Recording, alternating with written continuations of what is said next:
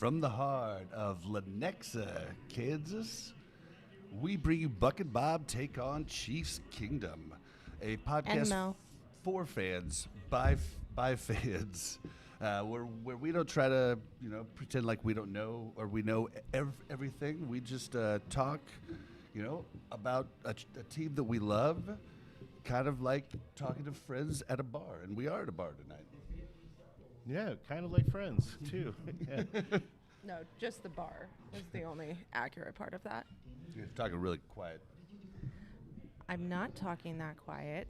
Yeah, just got to move the mic. There we go. No, I mean you need to talk like this, like you're Okay, you're commanding well, the room. I'm not going to yell just because you decided not to turn my mic up. Well, I can't hear you is the problem. Oh, well, all right, fine. Can you hear me? Yeah, and you are? I'm Buck. Coming at you live from Sports Pub and Pizzeria in Lenexa, Kansas, where I can't wait to have the wings again because those were absolutely phenomenal. And Mel. Hi, I'm Mel. Welcome to the show. What's up? I want to stand. You are so awkward right now. Introduce yourself, please. I'm Mel. Hi. That's all. And I'm Bob, the author of Bad Takes and a Knack for Pissing People Off. All right, guys, this is the first time we have done a live show. It's the first time we're doing the live show at the Sports Pub and Pizzeria in Lenexa, Kansas, in the All-American Sports Complex. So this is going to be a little bit of a work in progress, but we're excited to do it and something new, something to broaden our horizons. Did you guys have a good day today? Yeah, had a long day of work. Lots of Same. running wire and talking to people I didn't want to talk to, and looking forward to this. Honestly, this has been a long weekend of anticipation of trying something new, getting out of the comfort zone a little bit, but looking forward to a fun venture. Yep, we're definitely used to editing out the snafus like we had right at the start of the show. So I told those them are they just shouldn't invite me on a live podcast. yeah, it's raw and Already uncut. gave that disclaimer. So you're just gonna get it all. But yeah, Mel, how was your day?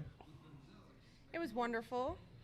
It was a 4-day weekend, so, Way behind when you get back. No, because nobody else was working.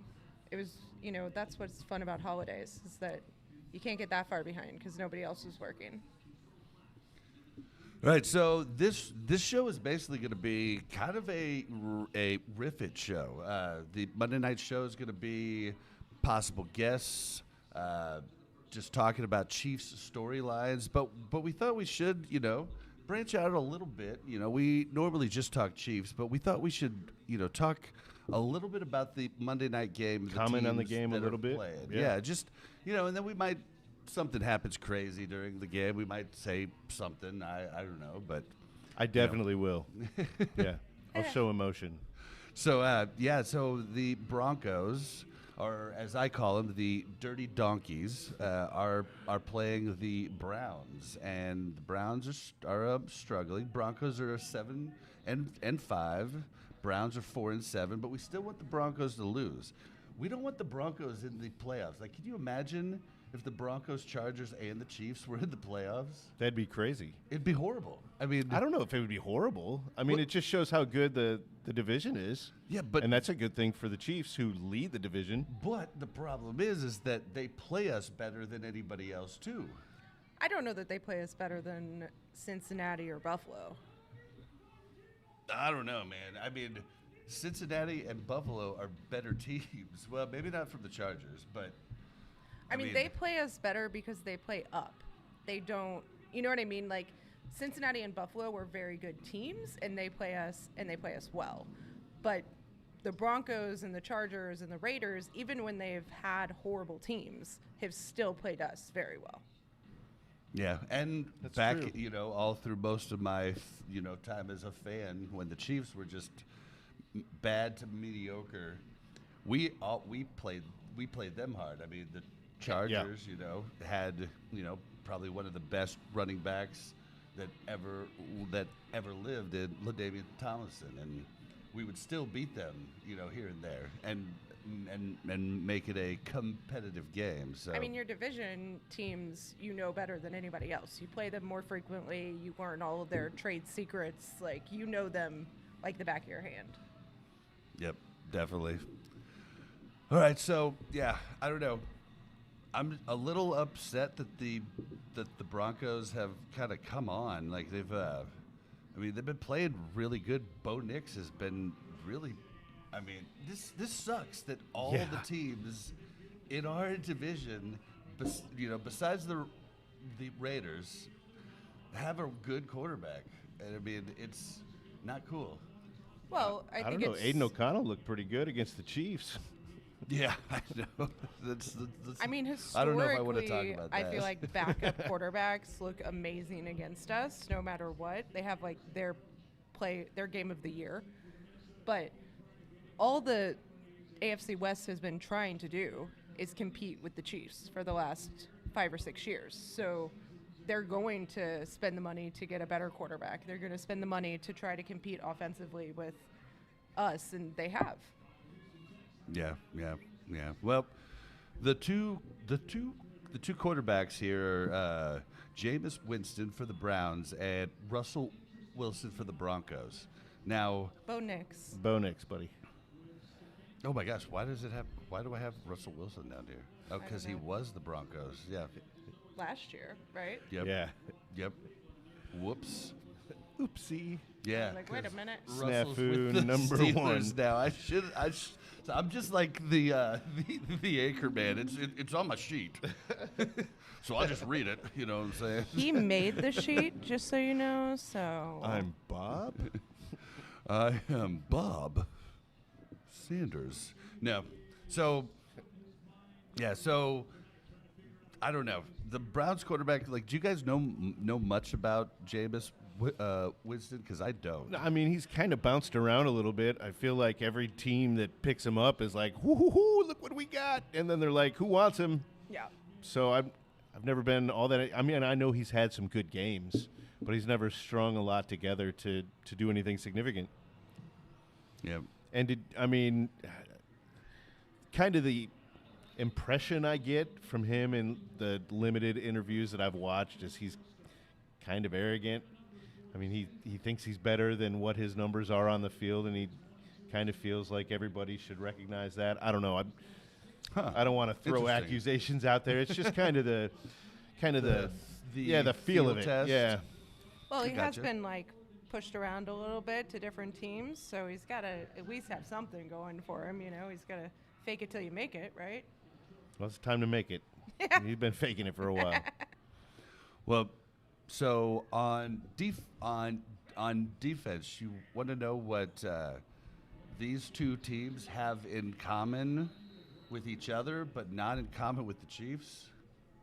What's that? The Browns have Myles Garrett, and the Broncos have Nick Bonito, and both of them have 10 sacks on the year, and we're not even done. We don't have anybody with 10 sacks. How many of those were against Mahomes? Actually, it was only one per. I did look it up. Okay. All right. Oh, look at that. He was ready for that. I know. Yeah, I was like, well, did they just stack him up on the Chiefs? But yeah, Good question. I mean, it is a good question because Mahomes has been sacked 5 times in each of the last 2 games for 10 sacks in 2 games, and that's not pressures, that's sacks. Yep. But yeah, I don't know. This is pretty important for the Broncos to win here. The Browns, I mean, if they're not statistically out, I mean, they're just scraping. They're at a pretty close, Little itty bitty chance of. It's a making must-win if the they're trying to. playoffs. Yeah. They pretty much have to win out at this point if they have any prayer of And I'm making the playoffs. pretty sure other teams would have to lose out. Yep. Yeah. So. Yeah, I think it's But they do like playing spoiler. I mean, that's I mean, every that's team. what every every team struggling team loves to that's play in spoiler. the Browns situation right now. They can play with reckless abode. They can do, they can just Yep. like they could ruin other people's chances, and that's what I think they're probably looking to do tonight. But yeah, so I don't know why that's still making noise. So that's the overview of the Monday night game. You can tell we're a Chiefs podcast. We're not super into the if they're Monday not on the night game. Chiefs or my fantasy team, I really don't know much about them. Yeah. No, but it is a division game, so I'm very interested in the outcome. So it is something I'm going to be paying attention to. I know more about Denver than I do about the Browns. Oh, yeah, for sure. I know I dislike Denver way more than the Browns. Yeah. Yep. All right. Well, so first off, we have a guest. Our guest coming on here is Mike Urban. Mike runs the All-American Indoor Sports Complex here in Lenexa. Where we are broadcasting from. Yep. We're broadcasting from the pub inside of that complex. We're going to get him on to kind of talk about Chiefs, how he became a fan, maybe talk about anything he would like to talk about Chiefs-wise, and then we're also going to learn a little bit about the All-American Sports Complex here, and maybe some history and what it's all about here. So, Mike, would you like to come on? I'm going to have you sit right here, Mike. Let's get nice and Come comfy. on over. I'm going to switch over to the other side and stand with this other mic. Okay.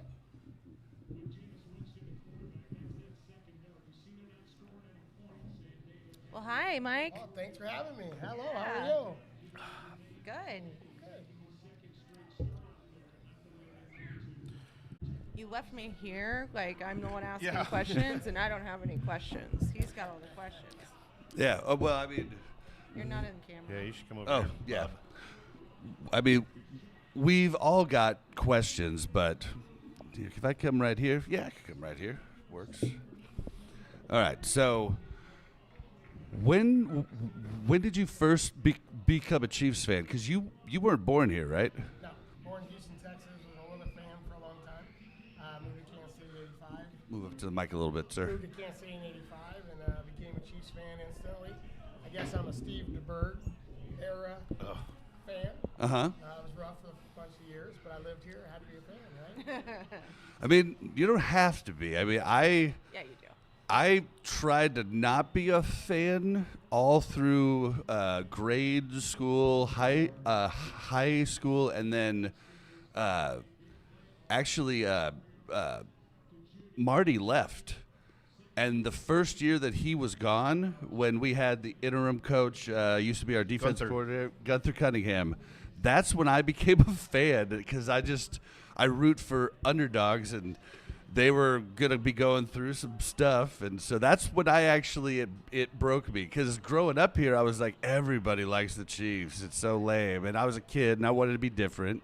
So To be fair, we were underdogs for Oh, yeah, for like 50 decades. years. Yeah. well, I mean, Marty did have a lot of success, just not in the playoffs. A lot of heartbreak.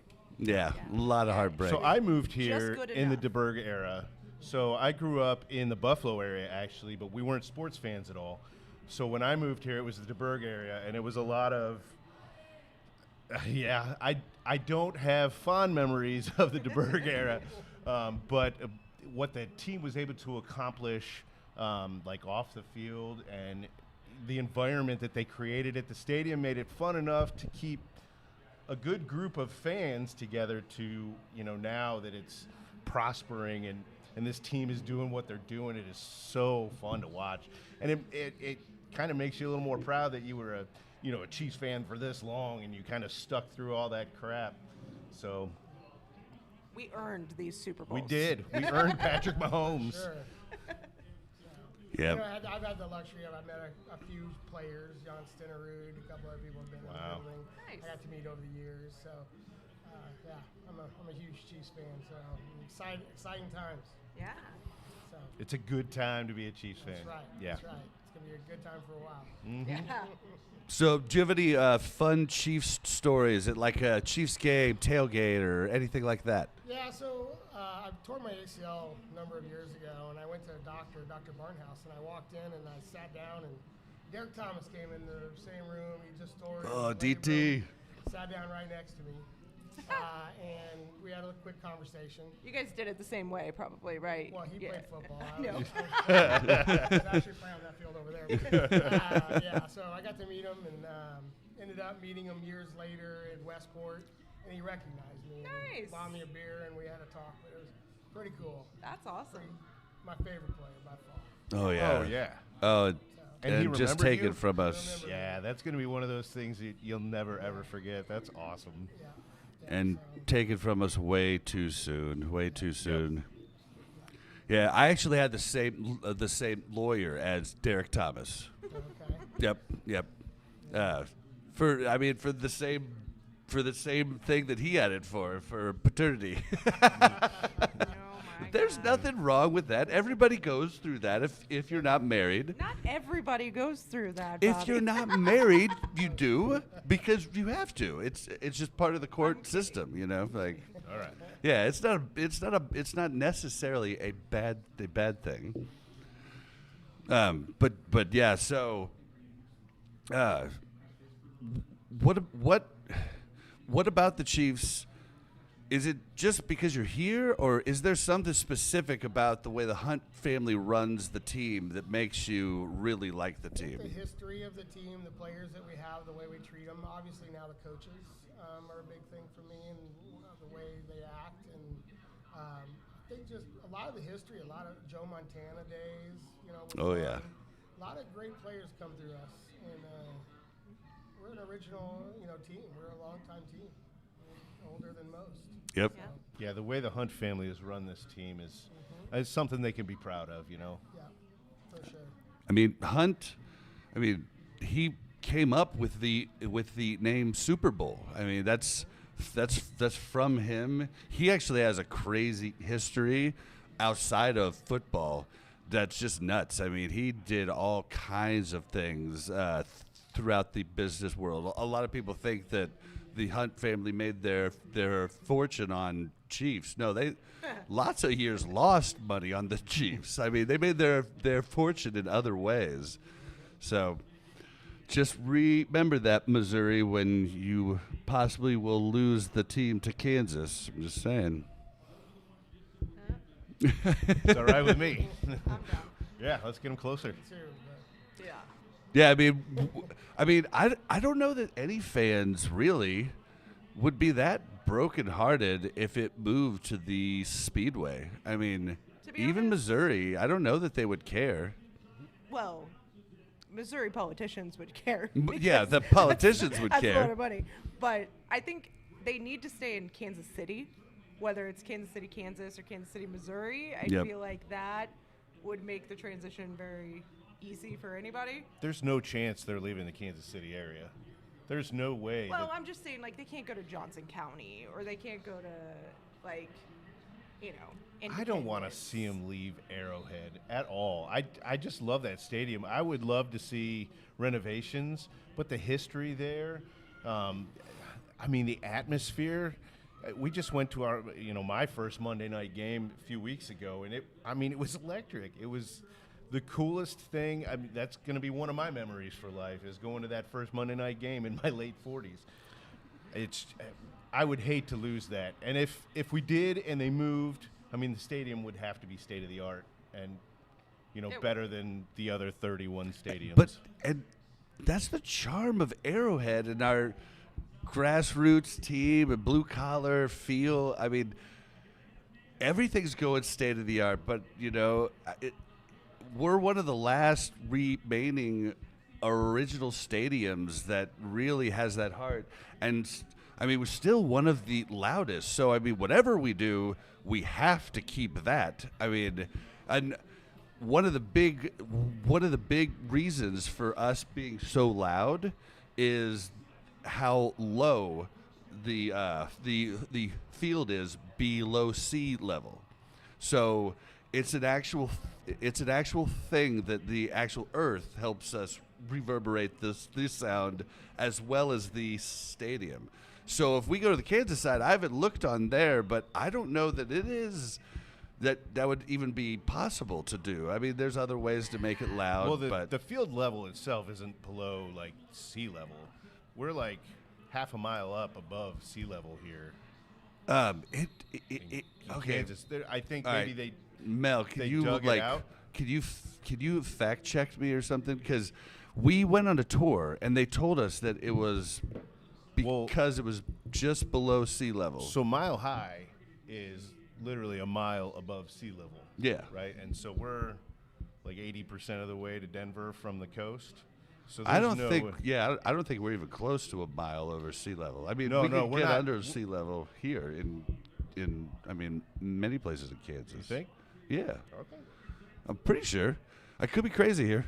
Mel's pretty quick at fact checking. It says the bowl-shaped seating arrangement with steep decks allowing for unobstructed views and excellent sound projection from fans.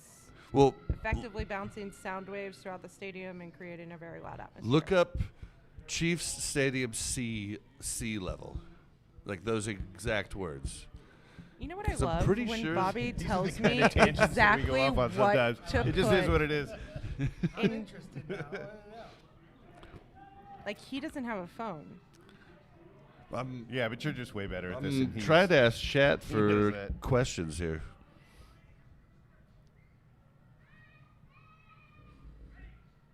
Because now I want to know if I'm right or not. I think you're crazy. I don't see anything about sea level.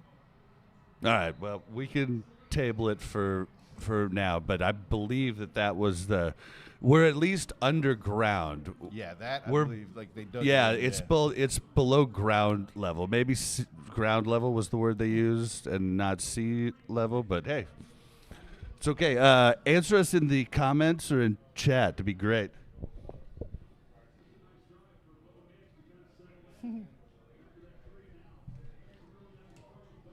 Little technical difficulties. We got Yeah, it. what's happening?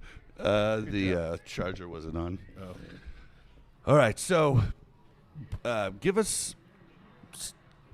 Okay, so have you ever been a season ticket holder? Did you get to go to a lot of games? So yeah, in the late 80s, 90s, I went to quite a few games. Went to even 4 or 5 away games. Used to work for a company, Met Sports Tours, that we went to travel to games and host people. Oh, cool. So yeah, there for a year, I think 4 or 5 years, I went to almost every game minus the away games.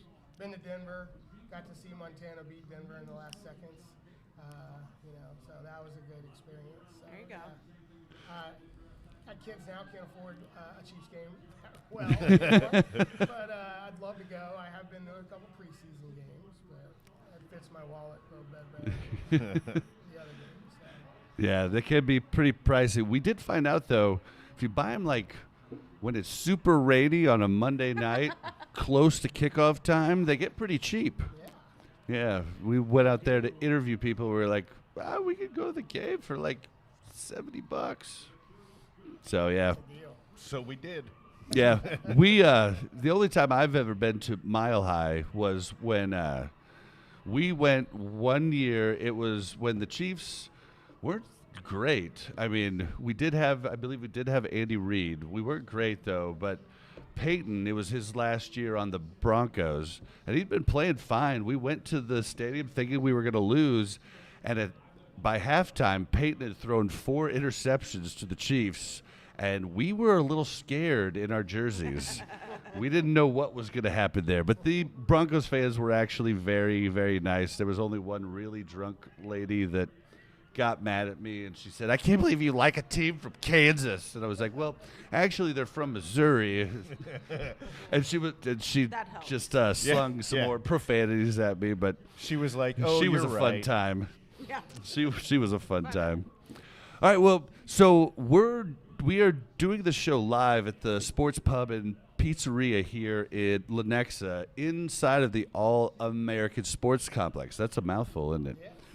But you run this whole place, the All American Sports Complex. So why don't you tell us a little bit about this place and what you do? So All American, we actually operate 2 buildings. This is one of our 2 buildings. We run all kinds of sports leagues, from soccer to lacrosse, basketball, volleyball, pickleball. We just renovated our facilities here directly after COVID to the tune of about $1.9 million. So Nice. we upgraded all of our stuff. Well, Put a bar in. I heard even this bar just used to be a storage room, because on the other side of the bar you have a little window where you can get food, drinks, and everything. Yeah, we have a concession out there. Very proud of this bar. I did a lot of the work here, and it was something I wanted to do for years. I started working here in 1985 as a little kid. Oh, wow. I time kept games. I was a little timekeeper. I hit the button every time somebody scored. I think I made about $3.50 to $5 an hour. Great job. 1992, 93-ish, I was promoted to general manager, and I've been that ever since. So I have a lot of pride in this building, in this place, and our people. And we have people come from all over the world playing here. Run adult leagues 6 nights a week. We run football leagues. We have flag football. KC Chiefs flag football is actually office down here below us. Oh, wow. Awesome. They actually run Kansas City Chiefs flag football and Denver Broncos flag football out of the office downstairs. So Wow. someone really to have here has been great. Where's the other All American Sports Complex? So it's 9063 Bond. It's about 5 minutes from here. Okay. We have half of that building is a soccer like this, and then the other half is impact gymnastics, which you might be familiar with. That's cool. Big gymnastics, big wall, mountain wall, climbing wall, and stuff like that. So, it's about half the size. It's a little older. This one's 85. That one's about 70s, and I'm wondering if the other complex, because I know it's not this one, because I would have recognized it, but I wonder if the other complex was where I spent 2 different summers at Comet Camp as a kid in the mid to late 80s. Soccer Comets. Yeah, So the Soccer old Dome is Comets. Soccer Dome is probably what you're talking about down in Northtown. It They've was- been around a while. It was there was like I don't know if it was a bar because I didn't drink. I was just a little kid, but there was a concession thing in between the 2 fields. I don't know if it was 95th or if it was like a little bit further, but maybe, yeah, interesting. Did you guys ever run a Comets camp here? Or you probably don't know because you were a kid too. We have done Comet stuff. Comets is specifically out of the Soccer Dome, which is Northtown. Some people consider it a competition to us. I don't. I think they're north. I know the guy who runs it. Great friends, great place to go. I wouldn't tell anybody not to go there. But they're just in a different area. Yeah. See, They run the Comets. They have the Comets practice there and that kind of stuff. So. Wherever I went, I know it was south because I remember crazy weird memories as a kid driving down I-35, coming up on the 69 pass, and I'd always see that building with the weird Johnson County The Indoor Bayer Soccer. building. yeah, I'd always see that weird building, and that always was weird. And then we'd get off, and we'd drive. I mean, and it was nothing. It was super rural, but there were a bunch of outdoor soccer fields, and then there was this double indoor soccer field. Talking about Johnson County Indoor Soccer. That's where I took Comet Camp. Okay. Yeah, that was years ago. I actually worked there too from 82 to 85. as a Oh, wow. kid. My family kind of worked there. But yeah, Johnson County Indoor Soccer is one of the first around. Soccer Dome was about the same time, but yeah, they're long. Nice, The building's nice. Still there. It's a self storage place now. So, Oh, wow. All right. so yeah. Well, I was definitely here in the 80s because one of my buddies Yeah, had he had the story. had a soccer championship, and his mom made these big burgers and a big plate of fries. They were a large family, so I was a skinny kid, so it was a lot. So we ate that. We came here. They won the soccer game, so there was a big pizza party, and then later that night I had like a reaction, or I had to go to the hospital because my esophagus swole up because I ate so much. But I had a great time while I was here during the soccer game, and the food was good. But the food is good here right now, though. I'll tell you what, we had some wings and pizza last week. And I'm looking forward to some wings later. Thank you. It's a labor of love that we've taken up here, and Sean's doing a great job. So I will say you guys should probably maybe get a little bit of blue cheese dressing. That's the one thing that was missing. Oh, God. Some good blue cheese dressing, but the ranch was good, but I don't like blue cheese is blue cheese. I'm Blue from the cheese is where Buffalo it's area, at. so I grew up with the wings. yeah, we can make that happen. All right, so yeah, you were talking about the complex, but what got the renovations to happen? Like how did that come into? Just like Well, we had new some investors. dollars. We had some investment dollars that the owner had, and this is something I wanted to do for a long time, and I had some ideas that I've seen over the years that I thought would do really well. Soccer Dome is a place in the north that has a bar, and they do pretty well. Our bar is unique because it's away from the fields, where theirs are near the fields, and there were some concerns about drinking and playing sports, but they really haven't come to fruition. So it's been really good. The owner really wanted some homemade pizza, so we hired people to come out here and create our recipe. And Whatever they did, it's great. Yeah, it's very different from most of the pizza that I find around here. I don't know what to explain it like. It's like a Detroit style, right? it's a Roma style pizza. Okay. So it's Yeah. basically a street pizza from Italy. Okay. Basically what it is. So. Yeah, well, you could tell it wasn't frozen. That was the first thing I was like, well, this isn't frozen pizza. Yeah. Yeah, no, it was Was good. it Totino's coming out at you? Yeah. Oh man, and so so this used to be storage, but now you've got all kinds of stuff everywhere. Like you've got a cool tile floor, just a cool ambiance. You see some of the stuff here behind us, but they have jerseys everywhere. They have all kinds of cool memorabilia just all over the walls. It's really neat, and TVs everywhere. It's one thing I wanted. I wanted to be able to watch TV. You can watch amateur sports right out the window. We've got women's league going on right now, but one of the things that I thought was unique is you would come here and watch other people play a sport, which it's not professional, but it's fun. And we also, one of the unique things that we do that not many people do is we replay their games. So these ladies out here that are playing their game right now, they can come up here after their game and we can replay their games on the TV so they can watch themselves that just played their That's game. cool. Whoa, that is actually really cool. We do that for all of our leagues, our youth leagues. So Oh man, I bet the kids. I love wish that I was a too, yeah. little bit younger because I played a ton of soccer, but I'm scared to play now. Like I just stick to golf because once you're over 40, if you get hurt, it takes a while to heal. Oh man, but boy, I would have because I mean that's what I do with golf. I set up my phone on a tripod, record my swing that go over what I'm doing wrong, and man, if I could have done that with soccer, that would have been so cool. it's a combination of comedy show for some, serious, World Cup conversations for others.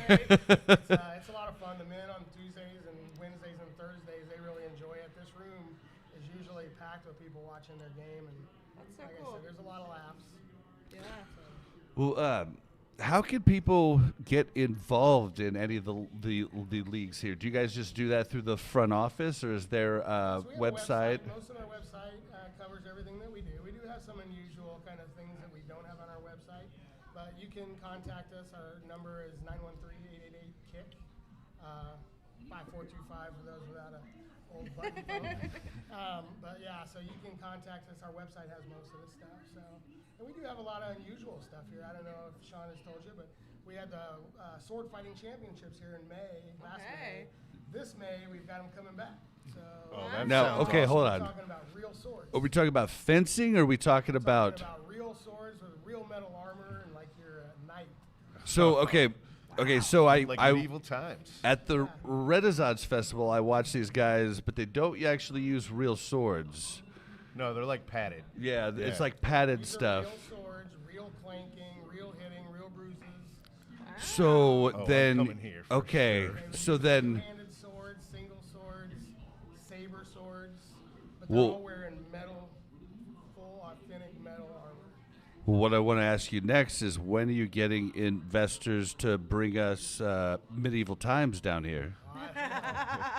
Because that's the first thing I thought of, because they do that there, and I can't think of any place else that does. So who can get involved in that? Really cool. Can anybody? We have people throughout the world. We actually had the #1 fighter in the world, the #1 ranked fighter. My understanding, he was the 86 gold medalist in fencing. Wow. He was here. He actually won the tournament. He only had 1 point scored against him the whole tournament. Wow. He was a really nice guy. They do history lessons. They actually have an armorer here that's making armor. They have a weaponry here that's making weaponry. That's so cool. It's a lot of fun. And May 2nd, 3rd, and 4th, if you want to come check it out. Let me know. Oh, I'm definitely going to come check that out. All right, cool. Wow. If I could talk my son into it, I'd love to get in the ring with him. All right, well, anything else about all America that you like that you'd like to tell us? No, I mean, come out and see what we're about. You know, if you're sports minded, I'm sure we got something in the soccer realm for you. Kids, we got flag football. We can get kids signed up. We don't have any adults flag football yet, which is. Do you have to come with a team, or can you come in and just sign up to join a team? We'll find anybody a team. We'll create a team for you if we need to. Cool. Our job is to get you playing soccer, or if that's what you want to do. If you want to play lacrosse, we'll get you playing lacrosse. But that's awesome. It's our job. All right. Well, before you go, is there? I've got to step away, but I'll be right back. But is there anything that you'd like to talk about Chiefs-wise currently? You know, anything concerns, yada yada. These guys are going to talk with you about it, but I need you to pull the mic a little bit closer, and just pull it down, and just talk right. You know, like you're just about 2 inches from it. Perfect. Okay. Yeah, there we go. Yeah. And yeah, I'll be right back, but. I'll be listening. What do you think about them Chiefs? So every time I have a doubt about the Chiefs recently, I get proved wrong. So I don't want to sit here and say I'm worried. I am worried. I'm naturally worried as a Chiefs fan, but yes. We're blessed in a way that stuff keeps working out for us. So somehow. Yeah, well, my biggest concern is they're running out of all of that during the regular season, and then in the postseason, it's like that juju's just going to go away. I think our coach is playing a different game. I think he is in a different level. I think he's probably shy to some of the plays that he wants to use because he doesn't want to give away. But if we can just get to the playoffs, I think it's over. Yeah, I mean, last year it was 2 different teams. Mm-hmm. The regular season versus the playoffs team was just 2 different teams. So yeah, I agree. I'm pretty sure he's holding a lot of stuff back for the playoffs. But man, some of these games are so close. I mean, there's 3 games this season that by all accounts we should have lost. Absolutely should have lost and pulled it out some way, somehow. How is it that we've gone to the last, 4 Super Bowls, and we still are stressed every week? Every week. The nature of sports, probably. We've had a lot of injuries, and I think with the injuries that we've had, I don't know if any other team does what we do. I don't see that happening. So if we can get our injuries back, I'm not too worried about going forward. So. Yeah, what do you think about Pacheco in his first game back? He did pretty well. I was hoping they weren't going to use him a lot because you saw McCaffrey last night, and maybe they brought him back a little too early. But I was hoping that, when they come back from injury, it's always a kind of a possibly getting hurt again. I don't know. Yep. So, yeah. Well, they didn't use him a lot, and then they forgot to use Hunt too. So yeah. Yeah, a little more running probably would have helped in that game. But who knows? We won. At the end of the day, that's the only stat that matters. That's right. So I think they get paid more if it's a close game, right? I hope so. Well, I know the NFL makes more, so they want a closer game for sure. There you go. Yeah. It's all in the script. Yeah, it's an exciting time to be a Chiefs fan, though. Yep. I'm pumped. So are you worried about Mahomes and his performance so far this year? He's got a completely new wide receiver set. There's definitely a couple decisions he made when giving away the ball that he shouldn't have. But for the most part, I mean, he's winning some games for us, putting us in position to win. Our defense is definitely up there as well. So, no, but, I mean, how many years has he had in a row that's been good? I mean, he's bound to have a decent year. And this offensive line is really making it tough on him too. It really is. I mean, even when they do hold up, he's not sure if they're holding up, so you don't know. And it's always his blind side, right? That's where the big problem is. So Tampa Bay Super Bowl back, But we got this new guy, DJ Humphreys, I think. Yeah, so let's cross our fingers. Let's hope this guy can step in and. Can't be any worse. Yeah, for sure. It's a tough position to play. So. 100%. Yeah. So Who's your favorite player? Currently? Yeah. I'm not sure. I like a lot of them. I'm more of a story guy, so I like Pacheco's story. I like Cook's story. Mahomes, as far as his performance, it's hard not to say he's my favorite. And the kind of guy he is off the field, too. Yeah, he's easy to root for. Absolutely. So, yeah, I mean, favorites, it's hard to say. I mean, they're all – I like them all. And I've had a lot of them over the years I like. And so – That's fair. Yeah. All right, so Taylor Swift, good or bad for the game? I have 6 daughters, and Taylor Swift's something I listen to when I'm forced to. And no, I'm not a Taylor Swift person. But do your daughters watch football now? No, yes and no. I mean, my daughters, the 2 young ones, aren't really into it yet, but my elder, they don't really watch football either. Yeah. My 5-year-old loves Travis Kelce, but she couldn't tell you who Travis Kelce plays for. But she asks about Taylor Swift on Sundays. So you know what? That's a little bit of interest in the game. For me, that's a win. Yeah, it's it's an interesting time here for the Chiefs. Yes, it is. Yep. Never would have thought Taylor Swift would be behind us. Right. So. But I think it's good. I think it's good for the game of football. She's bringing a lot of fans into the game that otherwise wouldn't be into the game, and connections. Like I said, I've got the 5-year-old where I've got that much of a connection. Now we've got just that much more. So to me, it's definitely been a positive. Yeah, for sure on that aspect, yes. So. All right. I need Mel to either take, if you can't lean into the mic, you got to take the mic off. I've been leaning in when I'm talking. Okay. You've talked a few times that we can't, if you're not right here, can't hear you. But you can take the mic off. Is that good? Oh, I thought she was getting up to fight. I thought she was about to box you. Where's the sword? Where's the sword? Yeah. Yeah. Oh, are you check it out? Perfect. Is that mine? Of course, I'm holding my phone as I ask if it's mine. All right, guys.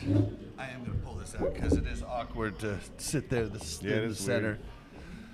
All right, so, so, I mean, are you down to stay longer?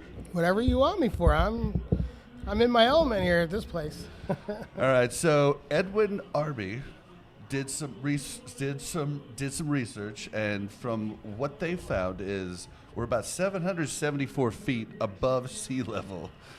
So I, of course, responded with, I'm dumb, and I meant below ground level, which it is definitely that. Oh, yeah, okay. Yeah. And it uses the ground to reverberate along with the stadium itself. But, yeah, that's just me saying the wrong thing.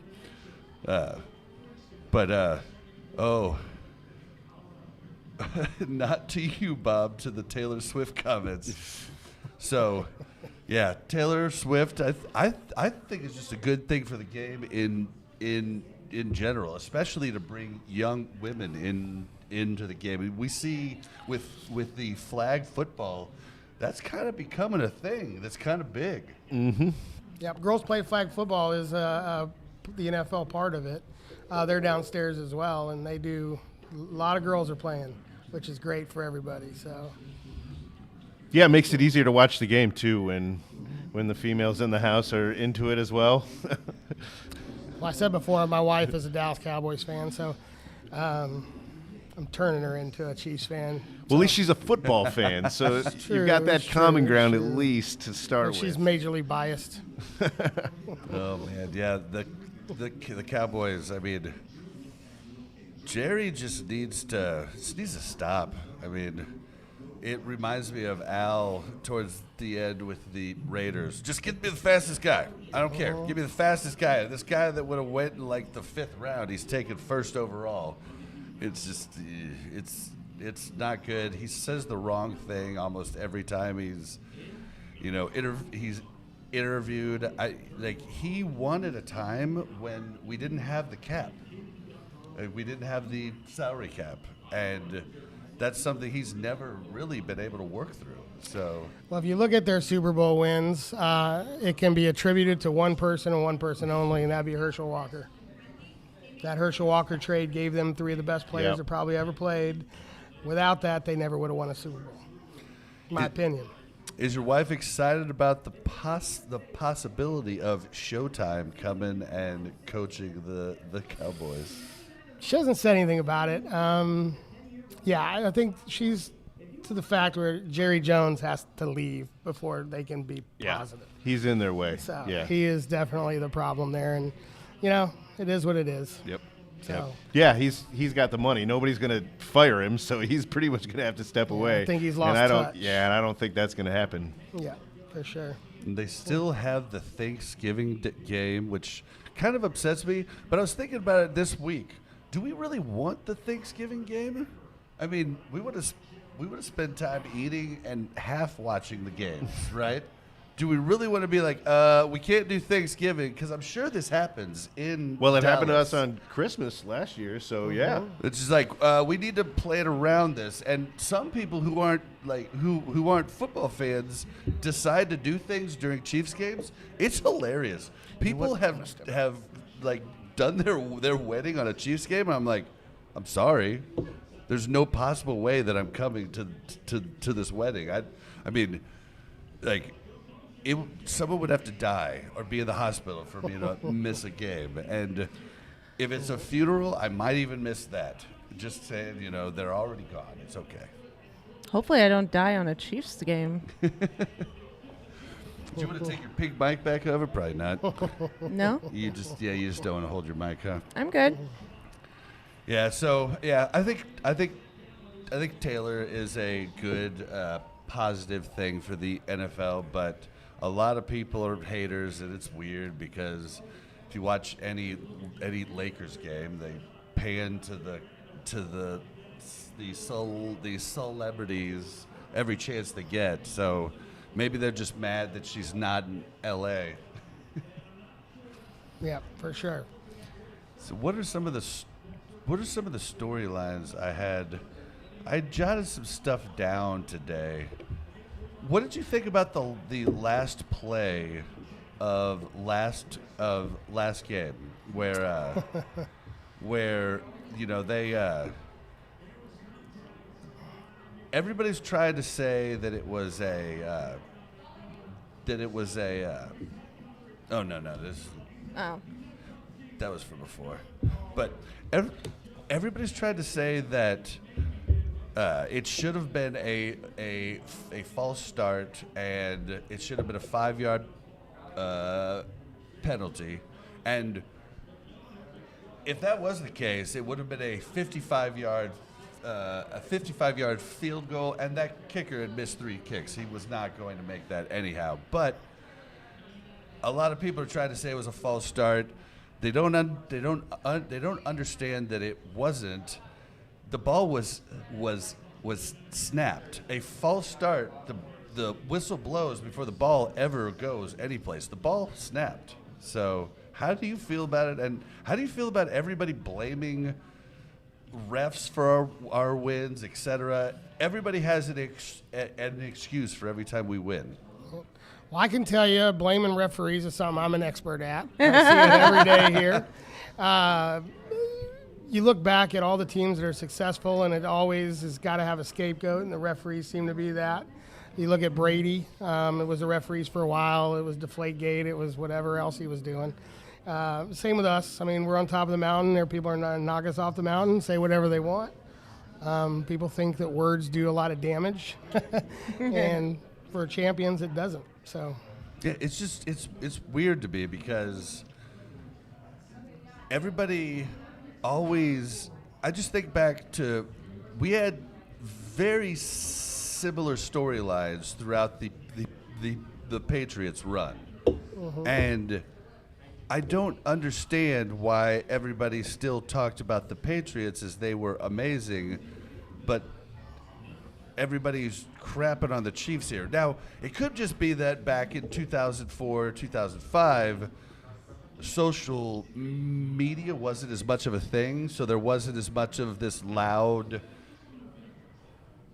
sometimes ignorant voices, that are very loud. I don't know, but it's weird to me. It's easy to be a hater online now. Much easier now than it was then. I'll say that. Yeah. I mean, people like us, but we're still winning way too often. And this year, I feel like the way we're winning is even more frustrating for people because they're just like, this can't be real. Well, I mean, we've obviously gotten a lot of fans nationwide now that are Chiefs fans, and that is obvious in just the amount of Chiefs jerseys in the stands. And Chiefs Kingdom is awesome, but guys, the Chiefs Kingdom isn't traveling to all of these games. Those are local fans who probably most of them weren't even born here. So I'm probably never even lived here. They just like Patrick Mahomes. They like Travis Kelce. I mean, it could be a lot of Swifties. It could be. We welcome all the Swifties. Welcome anybody. Yeah. Well, that's kind of the Patrick Mahomes effect. He brought the winning culture to this city, and the team that was built around him is just so likable, and the way they play the game and the way Andy Reid lets them all be who they are. He doesn't constrict the guys and limit them. Well, he just kind of lets them go, and that culture is magnetic. Well, and that's a learned behavior for Andy. So Andy, back in the day when he first was coming up, Andy was a no bullshit. I'm the boss, applesauce, Judge Judy type of, like just laying the foot down. But he's learned over the years that this is a new league, and that type of hard-nosed coach isn't really acceptable, or doesn't really even work with the new type of players. So he's become a players coach over his time, and it's he awesome learned to he see. had to let Travis lateral it occasionally. Just keep him in the game, keep him going. Yeah, I think building your roster to a certain effect to people that are willing to take pay cuts and afford other people, I think is a huge thing. I mean, Mahomes did it and sent a message. Then you got Chris Jones who's doing it. I think it's just a group of people that are just great, want to work together. Success comes easy when you're working together. So. And I think what Brett Veach has been able to do, like you were talking about earlier with all of the injuries and things like that, I mean, the team really trusts everybody involved in the team, that they're going to get them what they need, that they're going to be competitive, and I think that goes a long way. One injury or 12 doesn't stop your season. For sure. Yeah, I mean, if you really look back to but hold on, before I go to that, let's hit back on the actual hardships this season, because it's actually crazy. But talking about everybody doubting us and everything, this is a good thing, because so the Chiefs last year, everybody talking smack just lit a fire under their butt. Year prior, everybody talking about how they no longer have Tyreek Hill, lit a fire, right? So we've been kind of cursed this year with all the talking heads, the ones on ESPN, NFL Network, have all been, well, I mean, we're like little talking heads, but they're like the big talking heads. So they've all been, there's been one or two people like Rex Ryan has bet against the Chiefs every game and lost every time. Don't listen to Rex Ryan. The dude's crazy. He's like the new, what's his name? Skip Bayless. Skip Bayless, yeah. He's just like, I'm just trying to piss people off, and that's just what I'm going to do. But that's a bad take. Yeah. But everybody else has been like, oh, man, they just find a way to win. Blah, blah, blah. They've been making excuses for the Chiefs. But now I've seen this week, everybody almost is going on the whole, nope, they can't do it. They're not going to make they're not going to make the Super Bowl. And so now we're finally back to that underdog in the media. And I think it's actually a good thing, even though it kind of annoys me, the things that they don't talk about, Agree. Well, Mahomes plays better as the underdog. And what's amazing is that he's a 3-time Super Bowl champion, and he still finds a way to make himself the underdog in his mind to be able to perform on the field. But when the chip is on the shoulder, he plays better. Yeah. And in turn, the team plays better. Yeah. I am a little worried, but No, like I said last time, we're just in preseason mode. We're trying different things every game. We're not giving anything away. We're going to pull it out. We'll be fine. Yeah, well, I don't know. I was just watching all those different things where everybody is just finally kind of turning against the Chiefs. I think it's a good thing, and I think it's kind of necessary because when you just squeak every win out, it starts to become like you just expect it's going to happen, and then you don't want that time where you're just expecting it to happen to be that first, playoff game.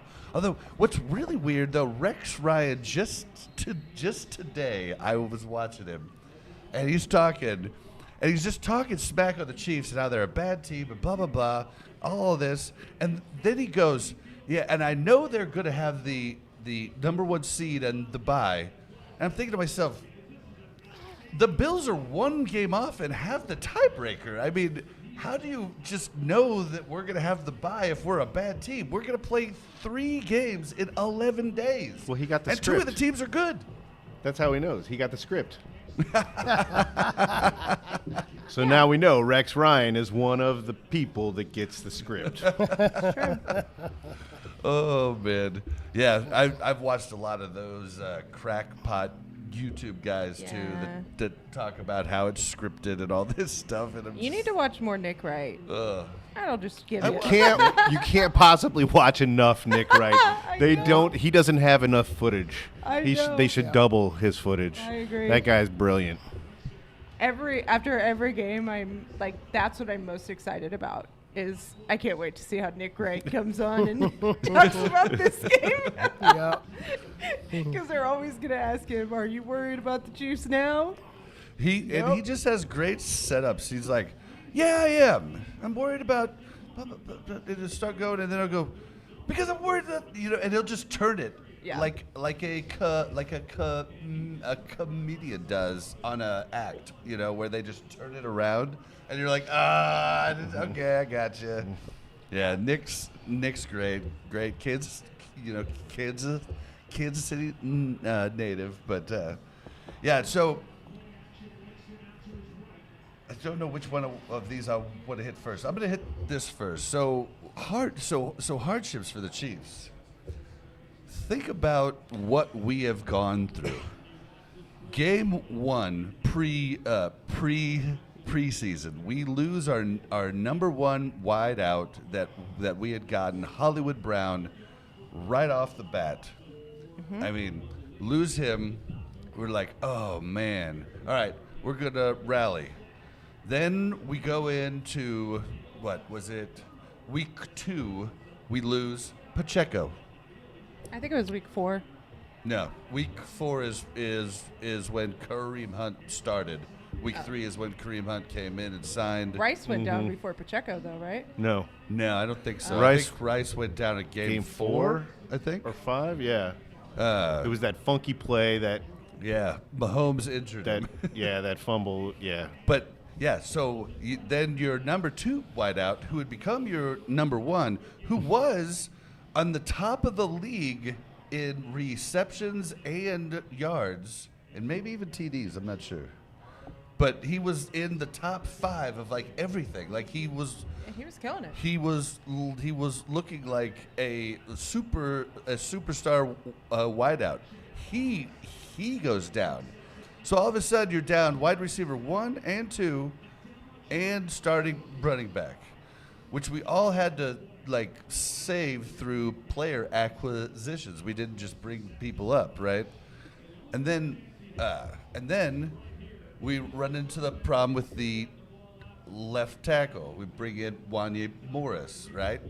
Because Kingsley Suamataia. He just wasn't cutting it.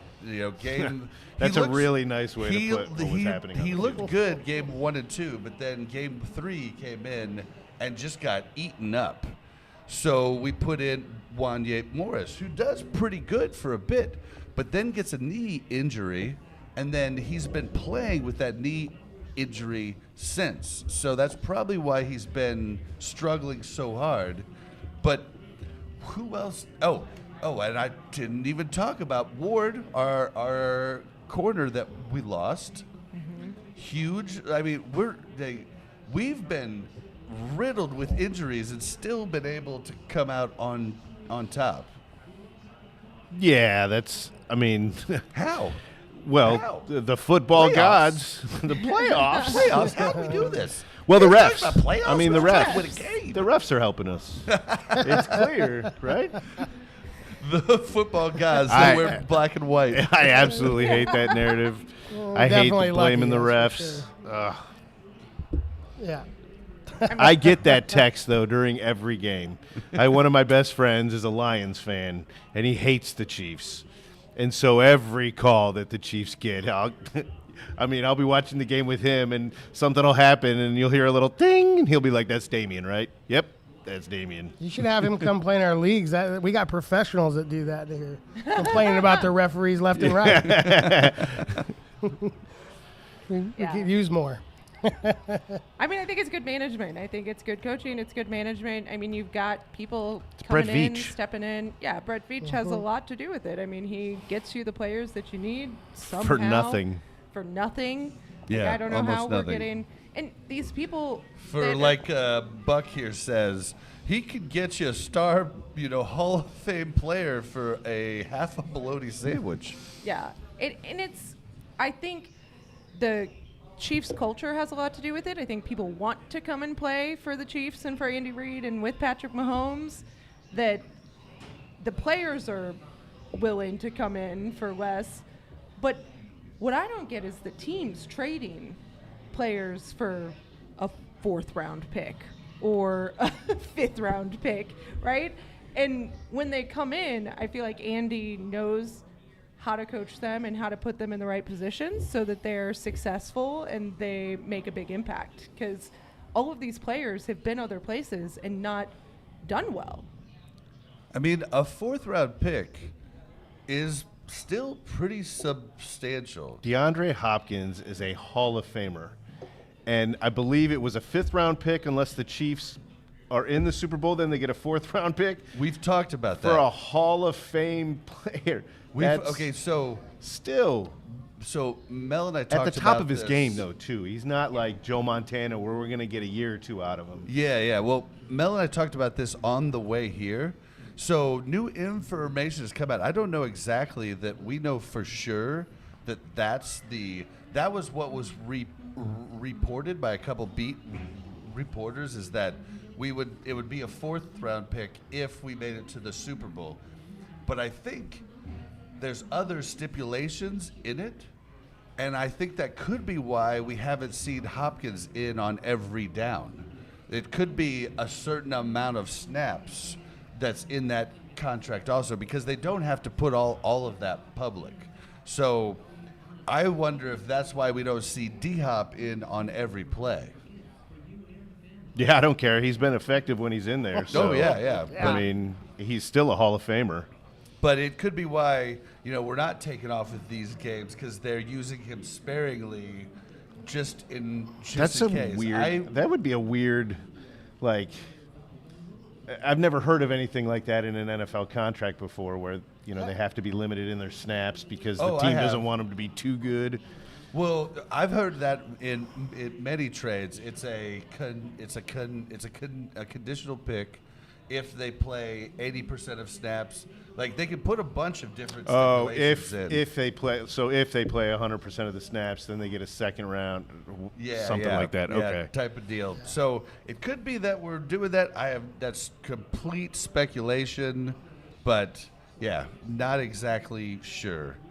But it is weird that he's not in on almost every play. I would assume he'd be in on every play. Some have said he's had trouble picking up on Andy Reid's playbook. I don't believe that that's really that true, but I have no idea. Even if it is true, the way that Patrick Mahomes is able to scramble and pick up, their relationship is getting better and better every single week. So even if it's a scramble drill every play, a lot of Kelsey's success has been on scramble drills, so we know Mahomes can do it. So if Hopkins can be on the receiving end of that, and now we've got 2 scramble threats, that's just I think just use them enough just to get to the playoffs. Once we get to the playoffs, turn it on. Yeah. Can you imagine this team when all of our wide receivers are healthy? Yes, I can imagine that. I can imagine that real good. Brown coming back, Hollywood, always up to no good, coming back. I'm excited for that, and it could be week 15, 16, or 17. We're getting close. I'd like him in before the playoffs so that he can get, a little bit of chemistry. Eased some of these practice games that we've been having, we need him. He needs a practice game or two. Games. When is Rice supposed to come back? Rice is out for the year. He's not coming back. Yeah, he is not coming back. And most likely, he's not coming back for the first half of the year next year because of suspension. Unless, he's got some really good lawyers and a lot of money to pay off, officials in Texas. So hope you're getting on that, Rice. Yeah, I was hoping when he got hurt, he'd be like, hey, can you just move up my my case here, please? Yeah. Nope. Oh, man. But, yeah, so, all right. So the other thing I had was DJ Humphries is coming in. We need him bad. Yes. Yeah. Tackle's a tough position to play. So, we need somebody. Somebody that can get more than just a fingertip on the guy before they run by. That'd be helpful. Yeah. Yeah.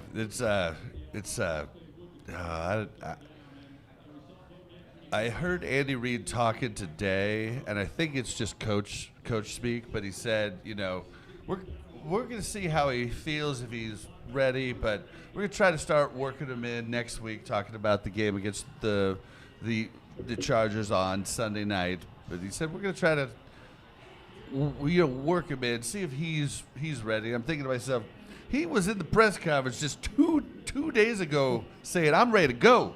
It's all up to the coaches. I'm ready to go. Did you happen to catch his interview when he came up on for the Chiefs? No, to be honest with you, I'm not real familiar with his history either. So he played for the Cardinals.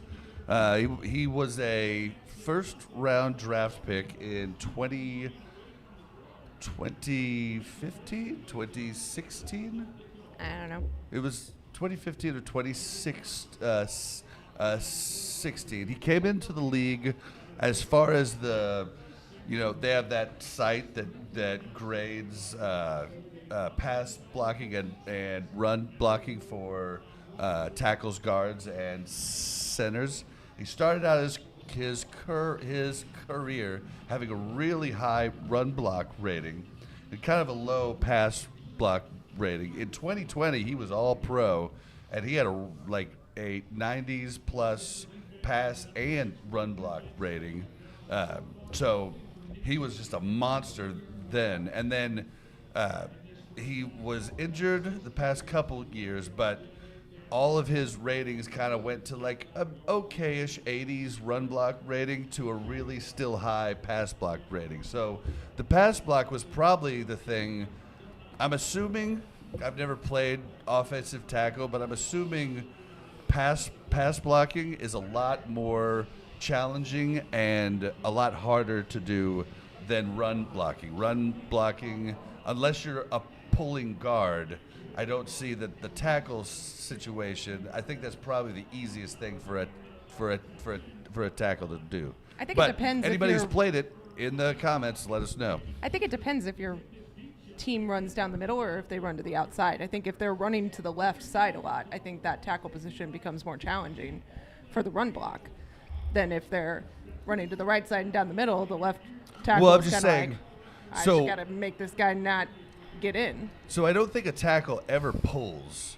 So a guard has. So the Chiefs are just a straight run through the line type of running team, but some teams like the Eagles are a run team that pulls their line to the side. So the center and left guard will pull on the other side of the tackle, and then the other tackle and guard kind of move in, right? Mm-hmm. So I think that could be a lot harder with footwork than just, I think that. Isn't that what I just said? I think the tackle position is easier to run block from than it is guards. That's all I'm saying. But either way, it looks like he's exactly what we need with Patrick Mahomes just getting destroyed on the blind side.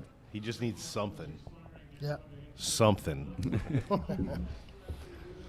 But yeah, I think he's going to be great. I think Andy's crazy, and he's giving us coach speak. I think he's going to play every snap at the left tackle spot next week. What do you guys think? I think that he's still going to sprinkle in a little bit of Wanye and Kingsley. I mean, we haven't heard Kingsley's name the last couple of weeks, but we go through the stats after every game, and he's been in every game. Yeah, they didn't put him in. He wasn't left tackle. Yeah, they were moving him around. Over, So, so that's what I think. I think they're going to kind of sprinkle guys around, whatever it takes. Just give Patrick Mahomes just a little more time. I wonder if them moving Tooney over is why we didn't run as much last week. Oh, I don't know. That's a good point. It happened kind of late, but Wanye was on pace to break a Chiefs record for most. What's the stat for when you hurries? Yeah, when you're the reason the quarterback gets hurried. I forget what it is. I don't know. But you lost me. Yeah, he was about to break a record, and Wanye's hurt. Like, we could tell. Yeah, he's playing like it. And he's a second year player. I mean, he had a good attitude at the end of the game, but and then you talk about Sua Matia. He never played left tackle. We kind of set him up to fail. Like, he was a right tackle all through college. You distribute your weight on a complete different side. It's a completely different arms that you use for the different moves. I mean, there's Jason Kelsey's talked about on New Heights podcast. He's been to Pro Bowls with the best. He's like, the Pro Bowls kind of sucked because it was only left tackles that ever made it to the Pro Bowl. And you'd think that these guys that are the best left tackles in the world could play right tackle, but no, they sucked. So it's just like, you know what I mean? And so yeah, I think they kind of set him up to fail and thought he could. Some people can do it, but they're usually people who are ambidextrous. Is that the word for it? Yeah. When you use both hands. But it's pretty rare. It's not a normal transition. Yeah. Well, I mean, they were talking about on the radio today where they might move Kingsley around to a guard position, and hopefully he might perform better at guard. And I can't remember the guard's name. That's he's going to have to get paid like crazy amounts of money next year. So if we've got another guard that can kind of come in and be 90% of what he's been, that'd be a good change, and to get something out of the guy because he's been lackluster for the whole season so far. They can't put him on the right side because we've paid him. We've paid Juwan Taylor. I mean, Juwan Taylor's still got next year. He's under contract. Yeah, but he's a tackle. I'm talking about guard. Yeah, but I mean, the best thing I think would be to move him to right tackle. But we're paying Taylor like a good chunk of money to play right tackle. I think we had a clause in Taylor's contract that he could only have like X amount of false starts to earn his bonuses. Yeah, and then he starts. He's already hit his career total. Yeah. I mean, it's crazy though because you look at other teams and other teams do what he does, get the jump. We just get called more. Yeah, they were showing it last night or yesterday afternoon. I can't remember what game it was, but the guy was lining up just like Juwan Taylor, and they were showing the graphic, that he's lining up the same spot, but he's not getting called, and over and over and over. Because the refs are on our side. Oh man, yeah. Well, so something just very recent that I saw that just came to mind is Nazeeh Johnson got benched during the last week's game against the Raiders. For Joshua Williams. I think they're calling up Joshua Williams. Yep. And so that actually is a permanent change as of now, and Joshua Williams is going to be the new corner number 2. And they're also going to be getting Jaden Hicks, who we loved. Yeah, we did. Preseason rookie Jaden Hicks, safety. They're going to be getting him more involved. So that's going to be cool. Yeah, but we also love Carson Steele, and he hasn't been awesome yet. So we'll see. But yeah. I mean, Nazeeh Johnson's been getting picked on. He has. And he has not been doing great. I don't know that we're going to see if you look at the stats, from Joshua Williams, though. My thing with Nazeeh Johnson, though, is when I see him making those mistakes, it's usually a communication error. Like he thought that he was going to have a safety deep to cover him, and he didn't. Or he thought he was going to have help over the middle, and he didn't. So I don't know if he's just not understanding the coverages very well or what it is. It just seems like it's not an athletic thing. It's not – he's just not capable. He's just not in the right spot. So I'm hoping it's a coachable thing going forward. But I don't know if Bob said that's a permanent change. Well, permanent for now. I mean, what is permanent, right? Yeah, right. And we've been blessed, too. I mean, we've had a really good secondary for years, and losing Snead was probably a big hit. So, we're still winning. McDuffie's been pretty good. McDuffie's been good. Yeah. But he's the only one out there that's really good. So, yeah, I think they can avoid him, too. I mean, when you had Snead, you couldn't avoid one of them. yeah. So one of them was going to have a good game. So now they can kind of avoid him a little bit, and Johnson seems to be the scapegoat. Yeah. Every time. So, yeah. I think he'll get better, though. Like I said, I think most of his mistakes are just not knowing enough. Sure. Oh, my gosh. Denver's about to score. Are they? Mm-hmm. Yep. Jason, what else you got? I don't have a whole lot. I just got my iPad last night, so I don't have notes. It'll probably take me 5 minutes to find everything. Yeah. I don't know. I'm excited about the Chiefs' future. I'm hoping that we at least get one kind of relaxed game before the playoffs. I don't think we're gonna. I don't think we will either, No, but we it'd don't be play. nice. Who do we have left? We have Chargers. We got the Steelers on Chargers. Christmas, which I'm nervous about because Russell Wilson, when he turns it on, Sure. man. But I've never been a big Russell Wilson fan. Even at the height of his game, I've never really loved Russell Wilson. So I'm not really worried about him, but he's crafty, and he can still do some things. And this defense our defense is good, but we've definitely shown some weakness over the last few weeks. Yeah. For sure. And that scares me. I'm worried that teams are figuring us out. Yeah. Maybe. I mean, Pittsburgh's got a pretty good run game. We got to worry about that a little bit, but I'm trying to think who their main receiver is. Well, I couldn't tell you who the main receiver for who was it that we just played? The Panthers? Raiders Or the Raiders? Yeah, I couldn't tell you who I could because I did some research, but had I not known that, I'd not heard of the guy, Xavier Legette. Yeah. I mean, he's who? Or no, Their that's the tight end? Panthers. No, yeah, Brock Bowers. Yeah, Brock Bowers. Bowers. Their tight end was. But he's a rookie. Yeah. So, he I played mean, good.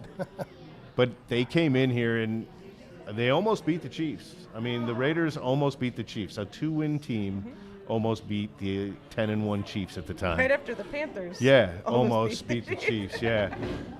But they didn't, and that's all that matters. They're just doing enough just to win. That's all that matters. Yeah. Can't give away all our trade secrets in the. My heart can't handle this, man. If we just, every game this season is going to be like that, I don't know if my heart can take it. Then you get the one game that we did lose, and we were all kind of like, really? Yeah. We didn't figure out a way to pull that one out? It's What the happened? Bills. The Bills always beat us in the I regular know. season. Oh, It's kind of funny. We went through that one season where we were down 13, 14 points or whatever it was in every playoff game. We still came back and won. Yeah. And we're sitting here complaining about one-score games. And, I mean, those games true. put us all through, Oh my heart gosh. problems. Yeah. I had those games on my DVR for about 2.5 years, and I'm not kidding you. I've watched every single one of those games at least 20 to 30 times.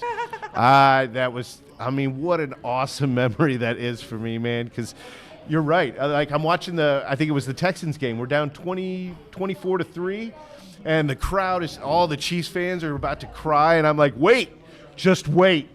15 minutes, man, I promise.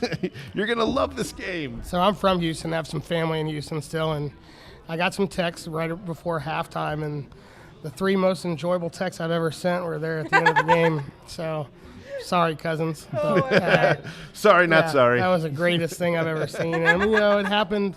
We had 3 games right there that it all happened kind of the same thing. Yeah. To the same level. And Down by 10 and at least 10 in every game, yeah. I remember the game crying, like, what the heck? We're like another Marty Schottenheimer kind of thing Yeah, going on. Right? yep. And then all of a sudden, Mahomes got mad. Something happened. Yep. And, then, it's great. So I'm sitting here complaining about one-score games. It's true. kind of wild. True. It could be worse, right? Yeah. We've had it worse. Yeah. My niece. My niece said something on the chat. She's watching. There you go. All right, Bobby, you got anything else?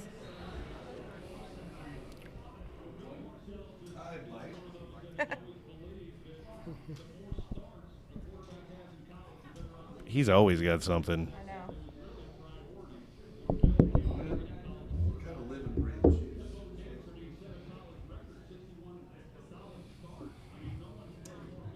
It's called dead air. And this next thing is going to let you know just how much I live and breathe the Chiefs. And it's a little embarrassing, but I'm going to tell the story. So has anybody here besides me and Mel checked out the Chiefs Hallmark Christmas movie? I Nope. want to. Not had time. That's exactly right. Yep, well, Any day You now. are missing out. Mel and I watched it last night, and yeah. So I made fun of it for the first good, 20, 25 minutes, maybe half an hour. And I was just like, this is so bad. Are all Hallmark movies this bad? And Cheesy. Cheesy, not bad. super cheesy, super. I'll be honest. It's the first Hallmark movie I think I've watched, maybe ever. I mean, I might have watched something with my parents when I was younger, possibly. And shout out to Hallmark. I grew up in your halls. My dad worked on all. He worked for Autologic, worked on all your film processors, machines, everything that made very everything go unnecessary to information. plate. So anybody who worked at Hallmark would know that.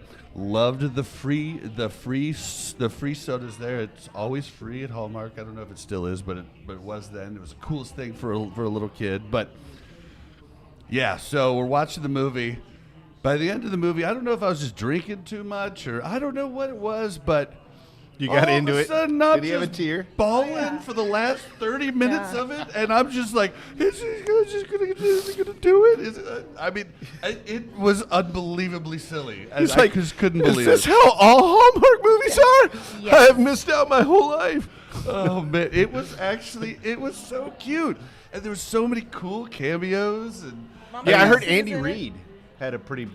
Was he in it? Andy Reid was in at the very end, and he told him to basically get off the field. We got to play some football. Fumblerooski. And Fumblerooski.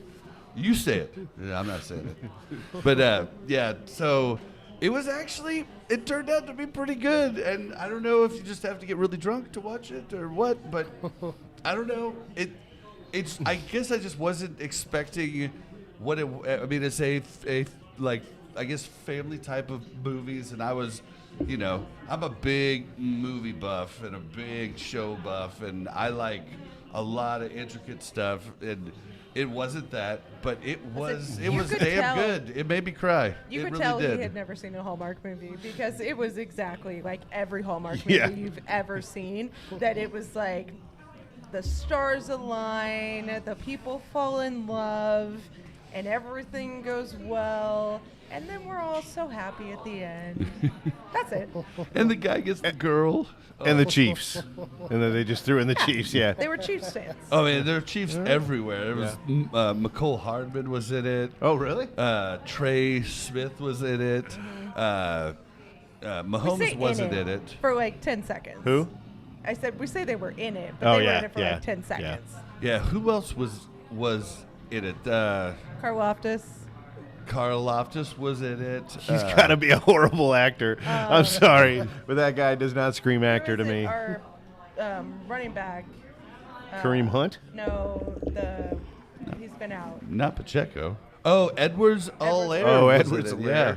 I was like, is that Edwards-Helaire? Well, that's what he's been doing this whole time. All right. Well, I didn't recognize him because he didn't have the beard in the movie. So I was... who is that? But yeah, there was He had to shave for the Hallmark the movie. best cameo though was Mayor Lucas. And this is actually a funny thing, a little funny anecdote that we could tell. Wait, you have to stay for this. Why? All right, hold on.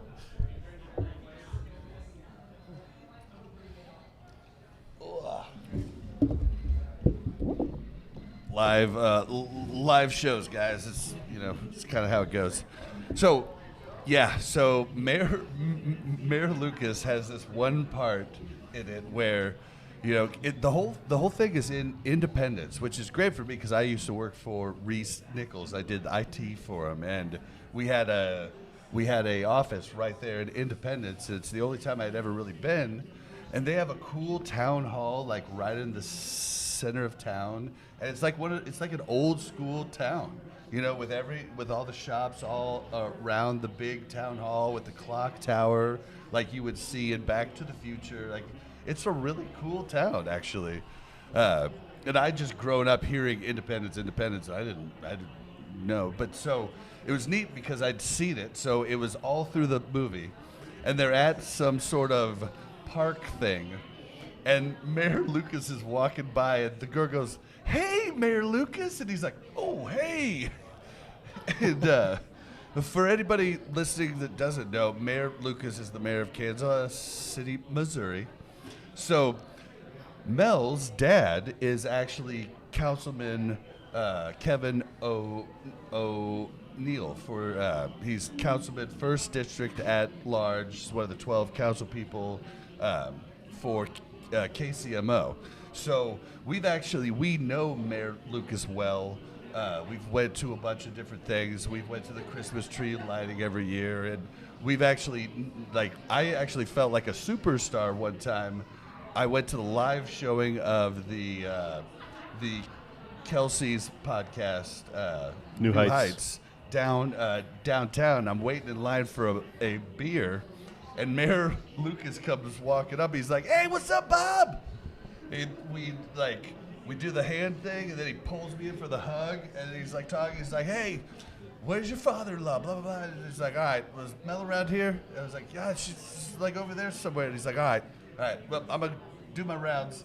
And he goes off. And then everybody in line is looking at me like, who is this guy that knows the mayor and hugs him?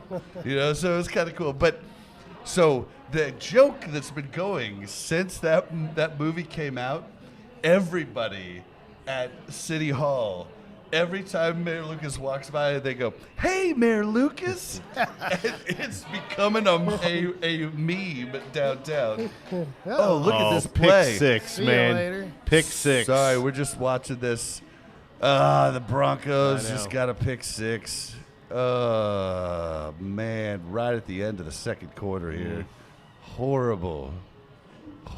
You hate to see it. So do you call them the Donkeys or do you call them the Broncos? The Donkeys, for sure. Don't like any Broncos. Dirty Donkeys. Yeah. Although I have to say, fan base, at least when I went, you guys thought you were going to win. You lost. You guys were still very nice to us. Appreciate that. You guys are a good fan base. I would have been scared for my life if I was in Oakland back when the Raiders were in Oakland. So, I have to give you that. I don't dislike you like I dislike Bengals fans. We just dislike your team. Yeah, you beat the crap out of us all while we were growing up, and it's Well, we're returning the favor now, so. Yep. Yeah, we definitely are. You're welcome. Them and the Chargers. Yeah, their fans aren't horrible. I mean, Bengals fans are. They, the ones that talk, especially their mayor. Mm-hmm. Yeah. But it's just a rivalry. It's the closest one to us, isn't it? Well, speaking about the Bengals, I think Jamar Chase said it best earlier this year. They are the team to beat in the AFC, and they have proven it because everybody beats them. You're right. And so they are the team to beat. You're right. Oh, man. You're right.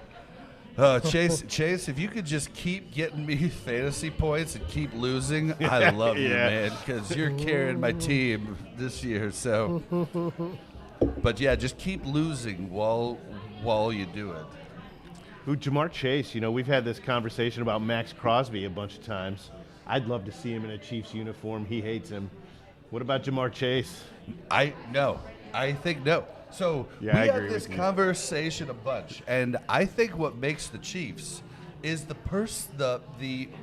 personalities in the locker room. We don't.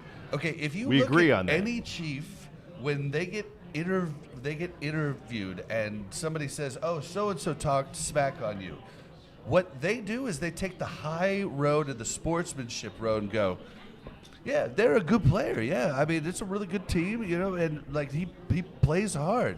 Whereas people like Jamar Chase are like, "Yeah, we the best. We the best." I think Bobby forgets the Tyreek Hill days.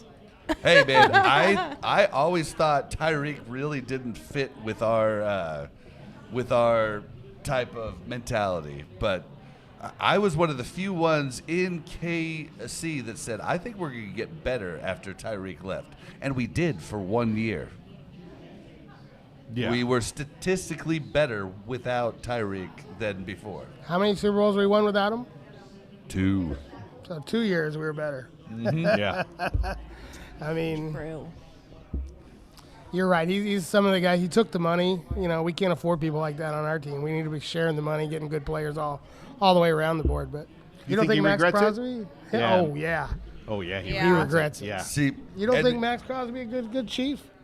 No, I think his personality would fit in great. I think he's dirty. He's dirty because he plays for the Raiders, and we hate the Raiders. Like, if he played for this team, this city would absolutely go nuts, and they would embrace him, and his personality would shift a little bit. I mean, he'd be the same guy, but we'd start hearing some of the team-centric things that we're used to hearing from the Chiefs that we don't hear from the Raiders. I think he's just picking that up. Pretty good with Patrick Mahomes. I give it to you. He played. He loves Mahomes. He did not play like the rest of his team played dirty last week, but he did not. He played like a sportsman. Mm-hmm. So I do have to say, and he's said it before, he hates the Chiefs, but he loves Patrick Mahomes. He hates the Chiefs because he plays for the Raiders, and that's what he's got to say. Yeah. Yep. Bred that way. If he came and played for the Chiefs, he'd hate the Raiders. What kind of press conference would it be if he's up there like, I really love the Chiefs, guys? I don't know. I mean, that's what all the Chiefs guys do. I mean, okay, real quick though, we were talking about Tyreek Hill, and does he regret what he did? What if he would have stayed here? Okay. This is what a lot of NFL people don't get. NFL players, they want that big contract.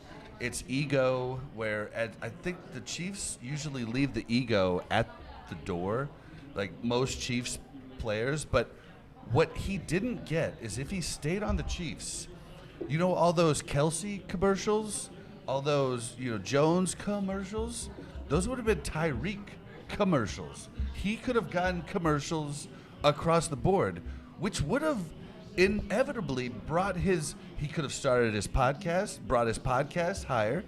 So, I mean, it could have done so many things for him that the big contract just doesn't do. The big contract just handcuffs your team, and unfortunately, the league's starting to, reset now, but a bunch of people overpaid wideouts. Wide receivers, and wide receivers can only get you so much. I mean, they're not even as beneficial as far as a 1-to-1 ratio as running backs are. I mean, well, because it's not just them. I mean, running backs, I know they require a good line or something like that, but a wideout could be getting open, but unless you've got the person throwing it to him, or the line keeping him safe, or yeah. Yeah, so if he would have stayed and taken a smaller contract, I think he'd actually have more personal wealth right now, and I think he'd be a more popular player in the NFL. He'd have less interactions with the cops too. Maybe. I don't know, man. Who knows? Butterfly effect. He could have stayed here and it could have been worse. Yeah, he's although he hasn't been in trouble in a bit, he got in trouble right at the start of the season, but he's got a hot head and just needs to learn to say yes, sir, and no, sir. Well, money does crazy things to you, and he got a lot of it. Yeah, he does. It does a lot to your ego. Miami probably does even crazier things to people. So yeah, I think right. You have that money in Kansas City, I think it's a different life than it is in Miami. So I really don't think he gets in any of these problems. Yeah. If he's here. Miami is but he's not going to get the money here either. Trouble. No. We're smarter than that. So. Yeah. Yeah. Well, and also, do we know if the Chiefs have any players that are represented by Drew Rosenhaus, I have no idea. Tyreek's agent? No clue. He's kind of a skeevy dude. He's not kind of. He's a skeevy dude. Yeah, and usually he has, if you look at the players he has signed, they're usually skeevy players. I don't want to say it too much because I don't know, you said the word usually, so that covers your ass. Yeah, so I don't know. I think, That's like saying no offense. I said no offense. So, okay, what was the thing we were hitting on right before I brought Tyreek back up? It was, I should have written it down. Oh, that's a good idea. We were talking about Chiefs mindset, no Noah Gray? no ego. Noah Gray. Noah Gray's been coming up, yeah. I mean, He was a little quiet this last game, but I was expecting a little bit more. But that's not always, it's if he's not getting thrown the ball. Yeah, well, I mean, a bunch of people. I mean, everybody's on Xavier Worthy, but Xavier Worthy's, I've been checking out some of the, you could check out film after the games, see all the different cameras. You wouldn't believe how often Kansas City Chiefs receivers are open. It's just Mahomes doesn't have time to look at him because he's getting sacked so fast. So Worthy's open quite a bit, man. It's crazy. Is it on the sidelines? I don't know. Wondering. He needs to get open inbounds. Yes. No, Preferably the whole time. Worthy's been playing better the last few weeks. He hasn't, when Mahomes is throwing it to him, he's not as open, but he's making the tough catches. He's falling forward for a few yards. He's not breaking a lot of tackles. I don't expect him to with his size. He's not as one-dimensional as he was That's early right, on. yeah. Early on, he was very one-dimensional, like, I'm going to speed down the sideline, try to get it to me. And now you see better route running, you see better, communication with him and Mahomes and catching the ball inbounds. Yeah, he's definitely learning a lot. Yeah. Yep. Maturing a little bit. Because in those first few games, he had some great plays, but he had some really Just a couple, dingers, too. Yeah. So, Yeah, and I always worry about I worried about Patrick when he first started. I always worry about players that have a ton of success really quickly, and I think it's kind of good that he's not having just a ton right off the bat, because I'm telling you, like, when I started podcasting 8 years ago, I started on a show called Watchpoint Radio, and the show went from barely even getting downloads to being one of the top gaming, shows on the, Spotify and iTunes. And my head went boom. And I was like, oh, this is all because of me. And, and then it just, I screwed it up because I did that. It was a hard lesson learned. I can't imagine what it would be like as an NFL player if you blow up right off the bat. And then, your head would just explode. Isn't that what Rashid Rice did last year? Won the Super Bowl, and he gets himself into a world of hurt. I think that's I can see Worthy doing that this year. Kareem Hunt did too. Yeah. Yep, and you saw a little bit of Rice was it the playoff run or the Super Bowl? There was one point where Rice got in Mahomes' face after a play. I think he thought he was open, blah blah blah, but he got up in his face, and I was like, dude, Mahomes has to put him, he has to tell him, bro, know your role, And I thought, it was squelched, but poor Rice is dealing with that. That's what these young guys have to deal with.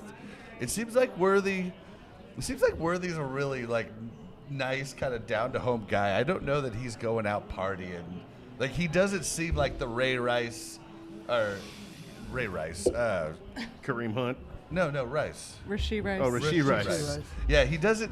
Rasheed Rice seems like he's a cool guy in the room.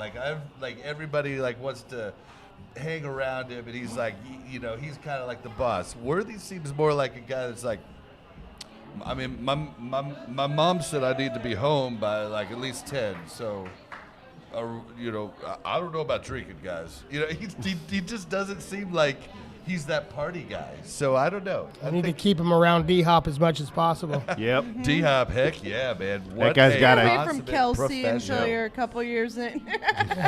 Yeah. Well, it's probably hard to hang out with Kelsey now. You need to probably have a bodyguard search you and all this other stuff. But yeah, man, that's another thing with Kelsey. I could just keep going for days, but I mean, Kelsey's had to deal with being a very big star to being one of the most recognizable faces in the world in a year. You say he had to deal with it. He kind of brought it on himself. It's not like it was thrust upon him. Then that poor guy just has to deal with all this fame. He approached Taylor Swift. I mean, that's the story. Okay, yeah, but I mean, I think he was ready for it. Put yourself in that situation. Oh, I couldn't imagine.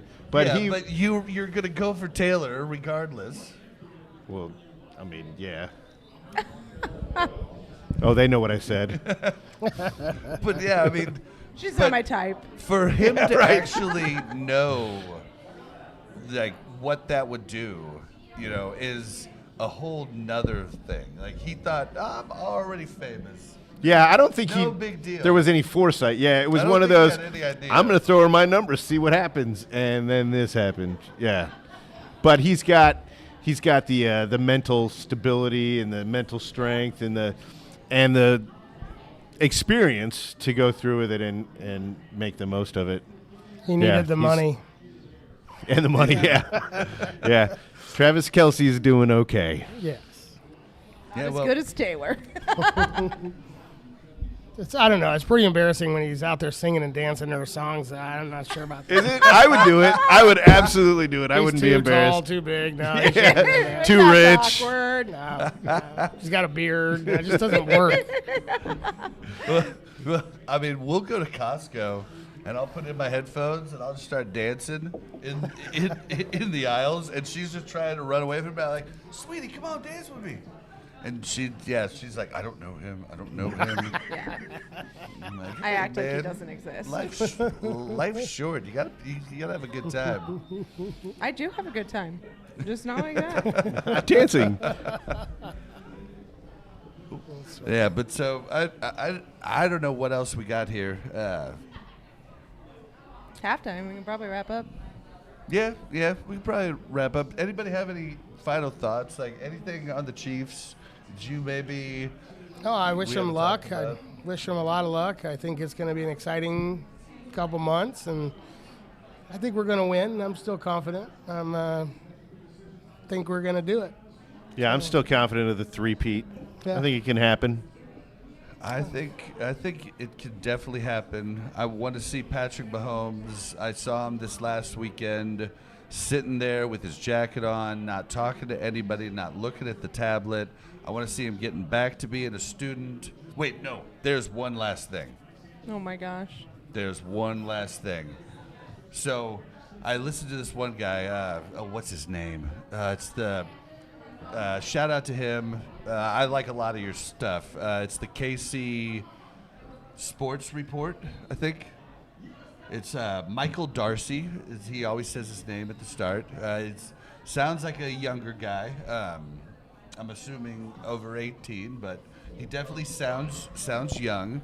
I think he works for the Chiefs.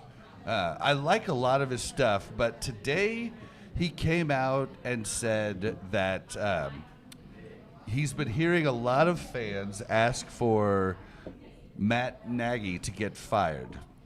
Now, I agree with him on the sense that they should not fire him tomorrow, but I do think that Matt Nagy needs to go after this year. So what Michael Darcy on his YouTube channel talks about in this latest video is he tries to tell people that Matt Nagy doesn't do anything at all. He's a glorified assistant, and that Andy Reid calls every offensive play. And I think this is something that a lot of people might think, and it's not true. There were multiple interviews of Eric Bieniemy and Andy Reid. Like, Andy Reid head coaches the team. Who do you think's running all the head coaching duties if you think he's calling all the offensive plays? I think Andy Reid is. He's probably calling half of them, but he isn't doing the whole thing. Matt Nagy and Eric Bieniemy both play a huge role when they have been in that job.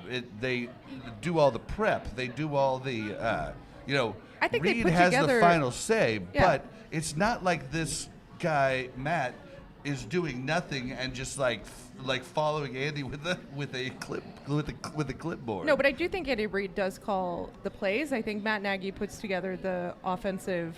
They both, okay, so I don't know about Matt Nagy. I could be wrong about this, but as far as Eric Bieniemy went, I don't think Andy would lie about this. They had multiple interviews because Eric was trying to get a job, and I don't think Andy's someone who's going to lie and just say that Eric calls the plays when he doesn't. And he said, well, he calls over 50% of the plays. All the bad ones. Yeah. Well, yeah. I think that's and you look back, and Eric Bieniemy came on as a consultant right before playoffs last year after he lost his job to the Commanders, and you saw we upticked there. But I don't think that Andy lied, and no, Matt Nagy does do a lot on the offense, and I think But you know where that I think he's storyline. a problem. You know where that storyline is coming from, though, that it's all Andy Reid, is because every time you interview an offensive player, all they talk about is Andy Reid's offense and how Andy Reid controls the offense. Yep. And so I don't think I've heard an offensive player talk about Matt Nagy at all. And that doesn't mean that he doesn't have an influence and he doesn't call plays and he doesn't do other things. But, I mean, if you didn't research 110%, you're not going to know Matt Nagy's role. This is what I don't know his role. This is what I speculate over a lot of interviews and listening to Eric Bieniemy, Matt Nagy, is that Matt cues up the play. Andy says no or yes, or I'd rather have something like this. Matt Nagy cues up another play. Okay, I'd rather have something like this. Like, that's how it Matt goes. Nagy's like the catcher. You know how the catcher in baseball calls a Throws play, the signs. and the Yeah. pitcher's like, Yeah. nah. Yeah, and that's the type of relationship. But to say he's a glorified assistant that's getting you coffee, I mean, Yeah. that's absurd. It is absurd. I agree. That's absurd. So, I mean, how do you feel about Matt Nagy? You're 10-1. Where's that record? I'm not going to look at any of the coaches and go, hey, you're doing a bad job. You're 10-1. Okay. Like, Fair. who are you going to fire at a 10-1 team? Well, Yeah. definitely nobody right now. I mean, it'd be absurd to do that. But there are fans calling for that, and that's what Michael Darcy was talking about. You're crazy. Like, if you think firing him tomorrow would make our offense better, you're absolutely crazy. Yeah, you're nuts. Well, we are I just crazy think he's spoiled. crazy saying that he does nothing. We are crazy spoiled. So what? We don't beat everybody by a Yeah. long shot. We're barely winning, but we're winning. Yep. And be happy with it. And Hashtag first world problems. that's part of the problem Yeah. with people they want to kill somebody or kill the teams. Just win. Yep. Yeah. NFL's a lot of parity in NFL, a lot. And A if lot. not him, then who? Who are they going to pick up that's going to improve this offense immediately? I don't think that exists. I mean, we're talking it's going to take a month to 2 months for a guy to come in here and really integrate his system. I think it's getting crazy. rid of him right now would be an absolute Yeah. mistake. Now we wish him luck as Yes. head coach in New York next year, and we want our hard-headed, mean-ass bastard. Do we want Bieniemy Eric back? Bieniemy back. We want him back. He's the only one that ever told Patrick no, Yeah, he did. and so I want I've him seen back. Andy Reid tell Patrick no. Yeah. I've seen him try. Yeah. Oh, you made him He- go take an X-ray. That's right. Yeah. He took him out of the game. Yeah. And he stalked And- away like a little toddler, too. And Mahomes wasn't just saying no. He was giving expletives, and he was like, no. He ran to that locker room. Yep, he's the like- bleep, are you bleeping? Pocket bleep, Yeah. bleep. Fine, bleep. And he still came in and Oh, it's great. Played and then superhero. he ran. That was one of the Yeah. best things. He ran back to the while he sideline. was hurt. Yeah, like a little Unbelievable. yep. Yeah. It was great. Oh yeah. One last thing. Did you guys hear about the Lions player leaking the team Yeah. verbiage? Yeah, he was over doing a TikTok? dance. He was doing a dance in front of their In team front of their whiteboard board. with all of their Had all plays. all their plays, the all code their names. formations, All their their verbiage. code names, everything. Yeah. And this guy, I guess, had gotten benched the game before for his production on field too. So he had already pissed him off, and then he goes and does this. Oh my gosh! So they use that information to make the game better, or no? They were okay. So I mean, they The- caught it before. yeah, Oh. the last game Hilarious. that they played, the Lions players were like, okay, the D is calling everything as we say it. They're literally calling it back at us, and everybody on the team was confused, and then they freaking find this TikTok, and he gave away all their secrets, and he basically gave away the verbiage they use for the calls at the line. Yeah, look at this moron. Oh my god! And they still won, right? Yeah, but Yeah. but now the Lions are going to have to change everything. are going to have to change everything mid-season. And, I mean, I'm down, so, This guy's still under contract with this team? I don't know. I'm not sure. Wow. We don't wanna pick him I up. just heard about it on the way here tonight. But, all right, we should probably go ahead. We've had a long show. We should go ahead and start winding up. Guys, you can find us every Monday night here at the Sports Pub and Pizzeria in Lenexa, Kansas, inside the All-American Indoor Sports Complex.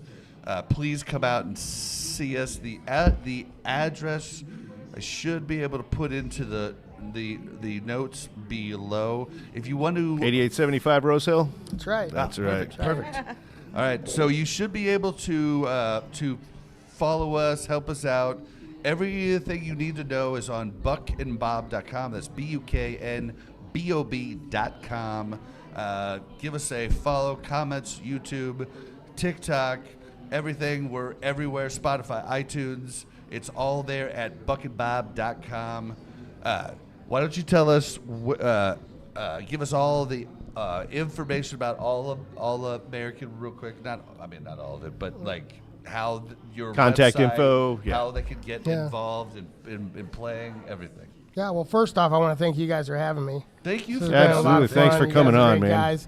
I'm really looking forward to watching in the future, and welcome. So All American Indoor Sports in Lenexa, Kansas at 8875 Rose Hill Road.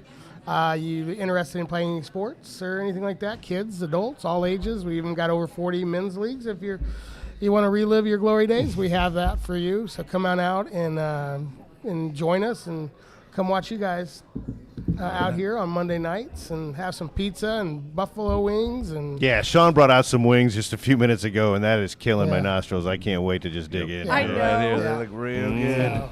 But again, thank you very much. It's been a pleasure for me to sit here and talk to you guys, and so I'm looking forward Our to pleasure, watching you man. every Our week. pleasure. for us, Absolutely. So thank you.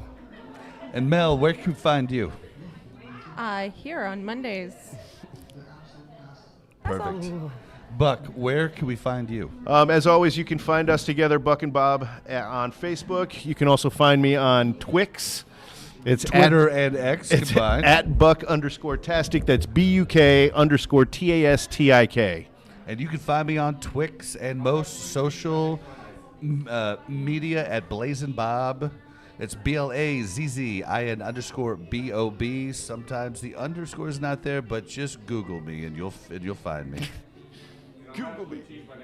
Yeah, Ah, blue we're cheese gonna by have next blue Monday. cheese. I don't have my hallelujah button. Oh, yeah. Perfect. All right, guys. Thank you guys so much. We will see you next Monday. This has been a blast. Oh, next Monday, though. Huh? He's going to talk about the guest on Monday. Yeah. No, I'm not going to promote another bar. We're doing a live show someplace else next Sunday. But next Monday, we are... Oh, shoot, I don't have it. Susie Arbo. We're having Susie Arbo on the show. She used to ride the horse that cannot be named for the Chiefs. It was the Chiefs' mascot horse.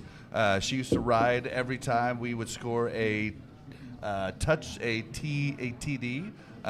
She was also a Chiefs cheerleader. Yep, she was a Chiefs cheerleader. She also still owns both horses, and she has a growing business helping people with mental health. So Using the horses. definitely tune in. It's gonna be a cool interview and a cool time talking to her. She was with the Chiefs for 13 years. Check us out next week. We'll see you later. How about those Chiefs? We're still on stream. I gotta end the stream.